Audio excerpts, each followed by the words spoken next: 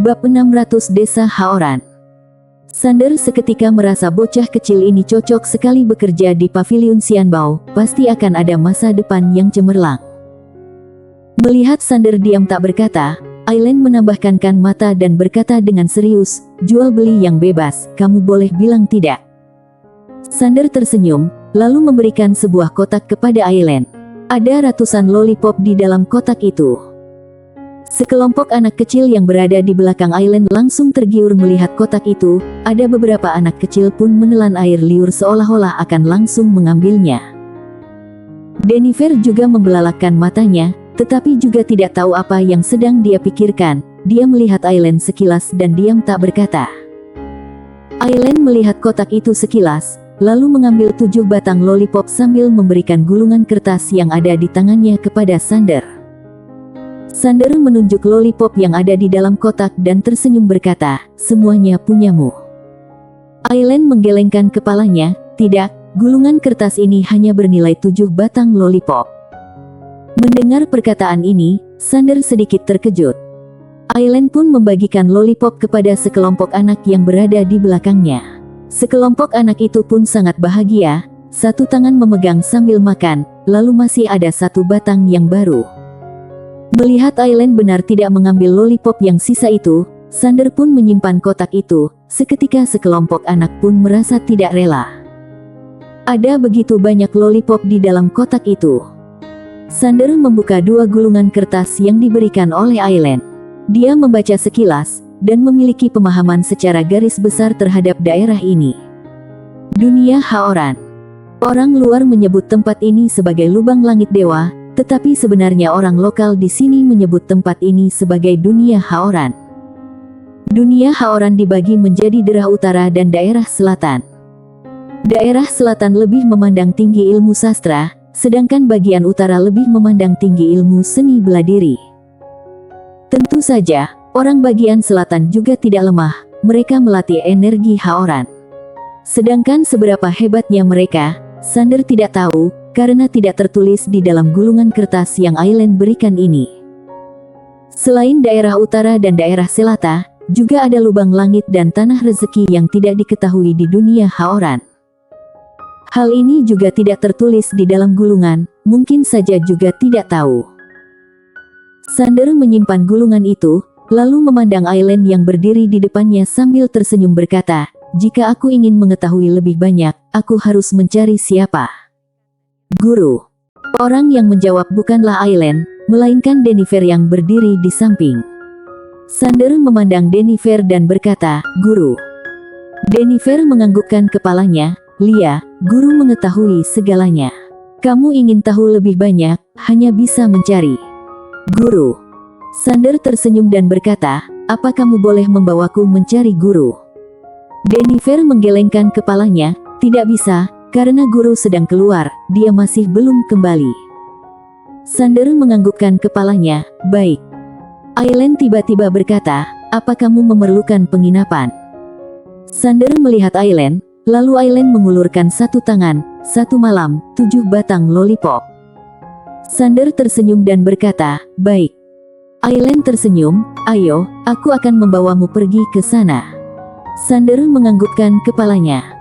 Sander mengikuti Aileen masuk ke desa kecil itu. Desa itu bernama Desa Haoran, bukan desa yang besar.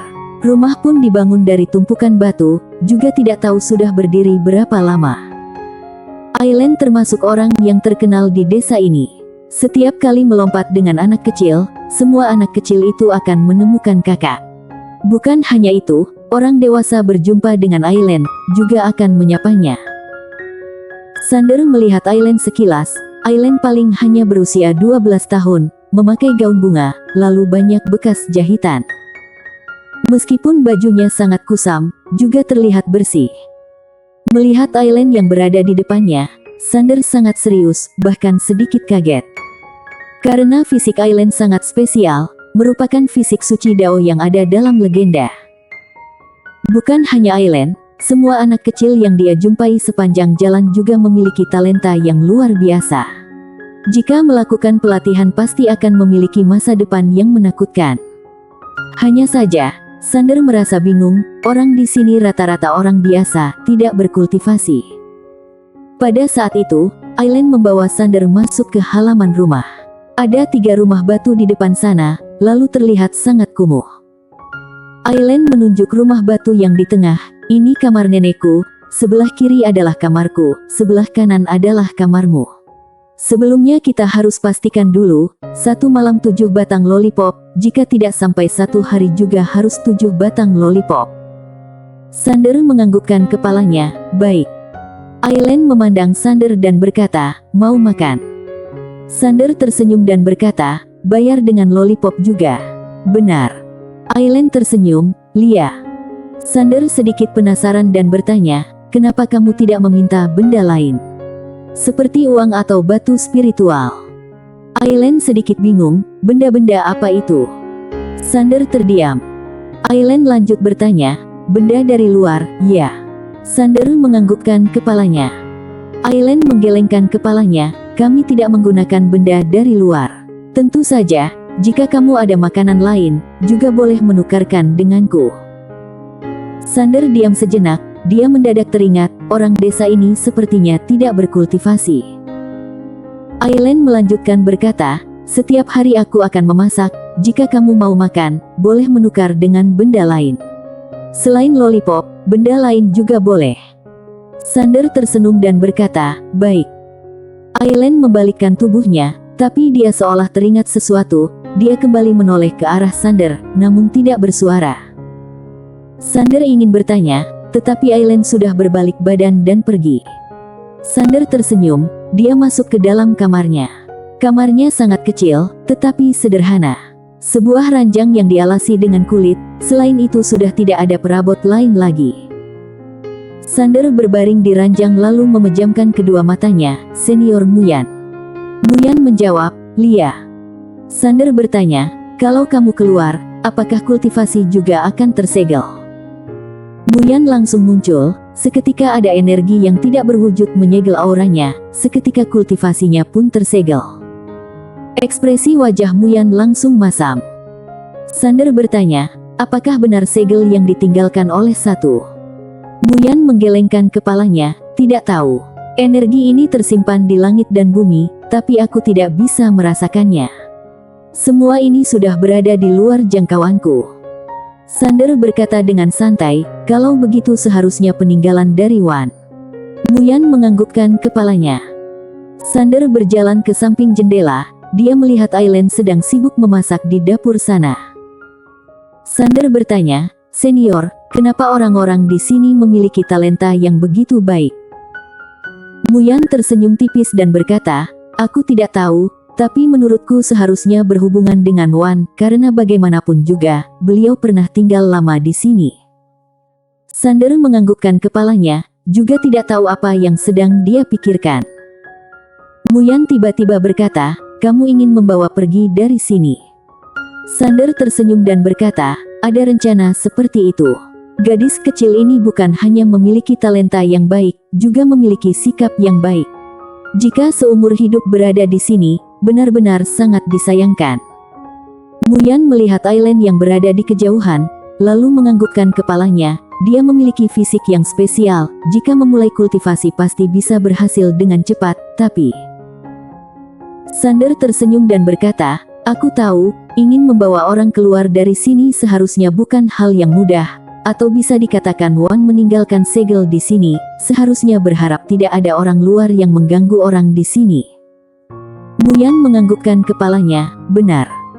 Sander masih ingin berbicara, tetapi Aileen sudah berjalan mendekat. Melihat kondisi ini, Sander meminta pagoda kecil untuk menarik Muyan masuk ke dalamnya. Aileen berjalan ke samping jendela, dia memandang Sander dan tersenyum berkata, ayo makan. Sander menganggukkan kepalanya, baik. Sander mengikuti Aileen pergi ke dapur. Masakan sangat sederhana, hanya nasi, roti dan sayur asin. Sander mengambil roti dan memakannya, rasa masih lumayan enak. Aileen memandang sekilas Sander, lalu diam tak bersuara, dia hanya makan dengan tenang. Sander bertanya, nenek di mana? Aileen berkata dengan tenang, nenek sedang sakit, aku sudah mengantar makanan ke kamarnya. Sander melihat kamar yang ada di kejauhan dan tidak berkata apapun. Aileen pun ikut diam saja. Sander memandang Aileen dan berkata, "Apa yang ingin kamu tanyakan padaku?" Aileen menggelengkan kepalanya. Sander tersenyum berkata, "Kamu ingin bertanya, tapi tidak ada benda yang bisa diberikan padaku." Aileen memandang Sander sekilas, lalu menganggukkan kepalanya. Sander berkata, "Coba tanya dulu." Aileen menggelengkan kepalanya, "Aku tidak ada barang yang bisa diberikan padamu." Sander memandang Aileen dan berkata, "Kenapa kamu merasa jika menanyakan sesuatu kepada seseorang harus memberikan barang?" Aileen menjawab, "Kamu tanya sesuatu denganku, aku menerima barang darimu." Sander berpikir sejenak lalu berkata, "Iya. Kalau begitu, besok kamu tanya saja. Sebagai bayarannya, aku makan masakanmu. Kamu tidak meminta lollipop denganku, bagaimana?" Aileen memandang Sander, lalu mengedipkan matanya, "Boleh." Sander tersenyum dan berkata, "Boleh." Aileen tersenyum, "Baik, sepakat." Sander menganggukkan kepalanya. Setelah mendapatkan persetujuan dari Sander, Aileen mulai makan dengan cepat. Sander tersenyum. Setelah makan, langit sudah gelap. Sander ingin kembali istirahat, tetapi dia mendadak mengerutkan keningnya, lalu menoleh keluar halaman. Ada seorang wanita yang terbaring di sana. Wanita itu memakai gaun putih, lalu darah mengalir keluar dari mulutnya. Paras wanita itu sangat cantik, kulit sangat putih, saja darah yang mengalir keluar terlihat sangat jelas. Sander mengenal wanita ini, merupakan wanita yang bertarung dengan senior tua di desa Haoran tadi pagi. Karena pada saat wanita itu jatuh, Sander sempat melihatnya. Sander juga tidak menyangka wanita itu akan luka begitu parah. Sander berpikir sejenak, lalu berjalan ke samping wanita itu. Dia melihat wanita itu dalam kondisi pingsan. Sander memeluk wanita itu masuk ke dalam kamar, lalu diletakkan di atas ranjangnya. Dia melihat wanita itu sekilas, lalu mengerutkan keningnya, karena aura wanita ini sangat lemah, organ dalam hancur total. Bukan hanya demikian, juga ada energi jahat yang terus menghancurkan aura kehidupannya. Luka sangat parah. Sander tanpa berpikir panjang, dia langsung membuka telapak tangannya, sebuah sumber leluhur muncul. Dia langsung memasukkan sumber leluhur ke dalam tubuh wanita itu. Seiring sumber leluhur masuk ke dalam tubuh wanita itu, luka seketika mulai pulih. Tidak lama kemudian wanita itu membuka mata, dia pun kaget ketika melihat Sander berada di depannya. Dia langsung mengeluarkan belati dan sangat waspada. Sander mundur satu langkah, mengungkapkan bahwa dia tidak ada niat jahat. Pada saat itu, wanita itu seolah merasakan sesuatu, dia langsung membelalakkan mata dan berkata, "Sumber leluhur." Setelah itu, dia menoleh ke arah Sander lalu berkata dengan muka kaget, "Kamu memberikan sumber leluhur padaku." Sander menganggukkan kepalanya. Wanita itu memandang Sander, "Kenapa kamu memiliki sumber leluhur?" Sander tersenyum dan berkata, "Kebetulan sudah sampai." Wanita itu memandang sekilas Sander, tidak lama kemudian dia menyimpan belatinya dan berkata, "Terima kasih." Sander tersenyum dan tidak berkata apapun. Wanita itu duduk bersila, dia memejamkan kedua matanya. Tidak lama kemudian, dia membuka kedua matanya, lalu sangat kaget. Karena lukanya sudah pulih total, lalu energi jahat yang ada di dalam tubuhnya juga sudah menghilang tanpa bekas. Sumber leluhur. Wanita itu melihat Sander sekilas, lalu bertanya, "Siapa nama Anda?" Sander menjawab, "Sander Ye." Wanita itu menganggukkan kepalanya, "Namaku Senakin, terima kasih sudah menolongku." Sander menganggukkan kepalanya, pada saat dia ingin berbicara, Senakin mendadak turun dari ranjang. Dia melihat Sander sekilas dan berkata, "Tuan Ye, aku masih ada urusan lain, aku pasti akan membalas budi kebaikanmu ini." Setelah itu, dia berbalik badan dan langsung pergi.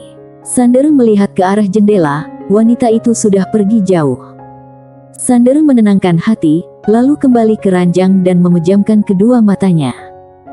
Tengah malam. Sander seolah merasakan sesuatu, dia langsung bangkit berdiri, kemudian ada orang yang mendobrak pintu kamarnya. Ada 13 orang berdiri di depan pintu, lalu yang berdiri di paling depan adalah Sena yang tadi baru pergi. Sena memandang Sander dan berkata, dia memiliki sumber leluhur. Bersambung.